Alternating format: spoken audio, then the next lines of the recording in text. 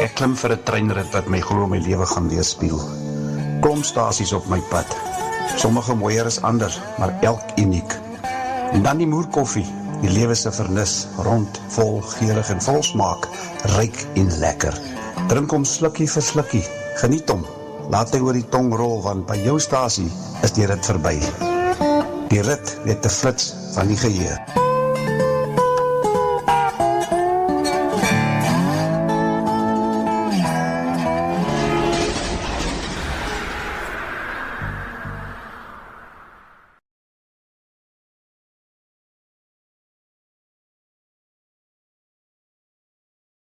Jy's my vriend, hoe lyk dit daar by jou? Ek kyk nou so 'n gesprek wat Ian Cameron, wat hy gehad het met Biz News.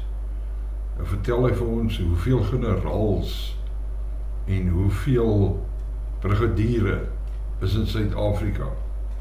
Wat het die verskriklike groot klomp geld verdien en so aan. En dan vraag jy aan die einde van die dag, wat beteken dit werklik vir ons? Wat ons sien ons nou met die Mslange Kommissie, hoeveel van hulle is korrup tot op die been. The South African Police Service has a number of 722 brigadiers and generals. We spend on those senior officers nearly 3.6 billion rand to pay them and to maintain them. And I think the question that we need to ask is, what are we getting in return?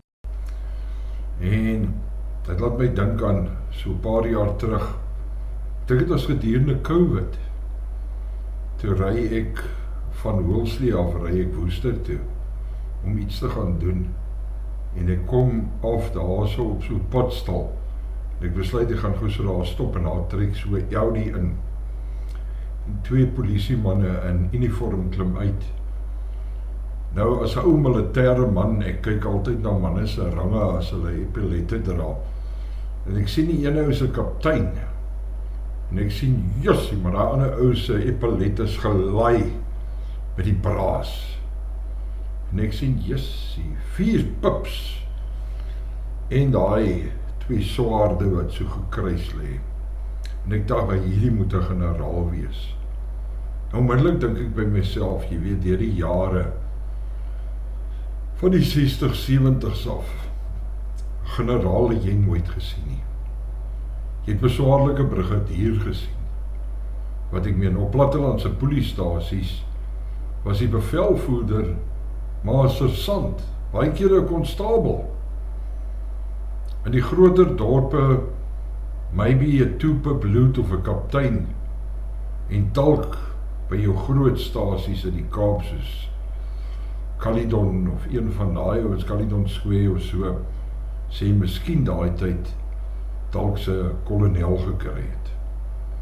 Stap ons in hierdie winkel in, en ek bekyk die storie so, en ek stap so agter hierdie generaal verby op baie stadium in aanhalingstekens, en ek dacht, laat ek niet seker maak, ek sien, yes, hy is 'n generaal, en ek sê vir hom, môre generaal, en hy kyk om, en hy sê vir my, yes meneer, kan ek jou help? Ek sê, nee, ek wil net seker maak, dat ek wel 'n generaal sien, want generale is gewoonlik skaars.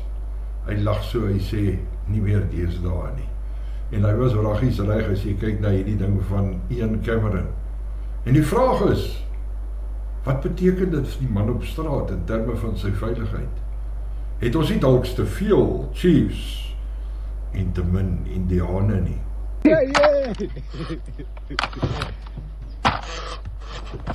Oei, yes, is you right?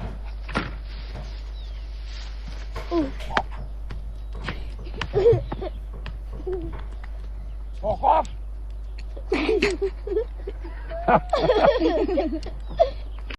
Alle perskes kry so voeldama op sy moerkoffie. Maar dit wys jou net, jessie, dissipline.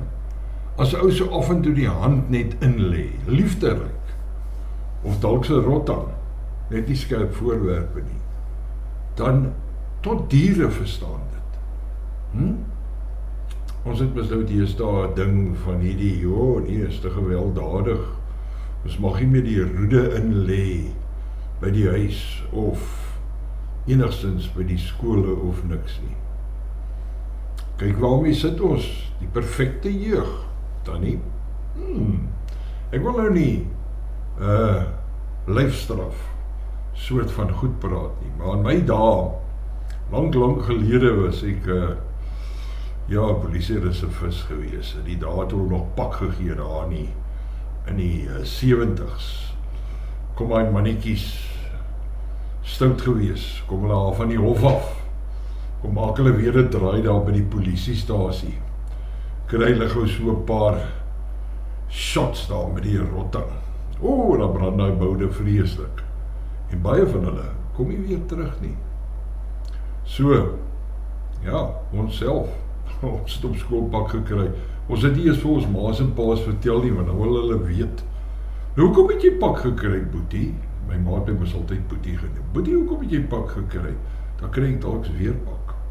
So, het dit gewerk of het dit nie gewerk? Jy los daai kommentaar hier onder in die blokkie. Sê vir my, wat dink jy van lyfstraf? Maar kyk nou daar, daai boer, daai vol stres is nou windgat. Hy is nou stout, nou kom skop hy aan sy motorfiets. Hy vat hom net daar en hy oriënteer hom so bietjie. Vol stres het ons ore nie, ja, ek kan lekker hoor. Oriënteer hom net so bietjie. Alles opgelos. En ek kan jou een ding sê, ek dink nie daai vol stres gaan weer sy moerkoffie om te raai met daai boer nie. Nee wat papa, 'n boer het mos 'n plan. Sien jou Saterdag op die trein. Bye bye.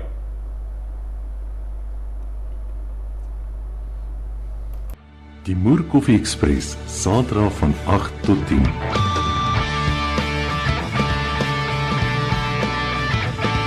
'n Ontbytprogram met 'n verskil. Aktueel, nostalgies met dit sulkie moer. Alwyn met die omgekeerde W, Mouton.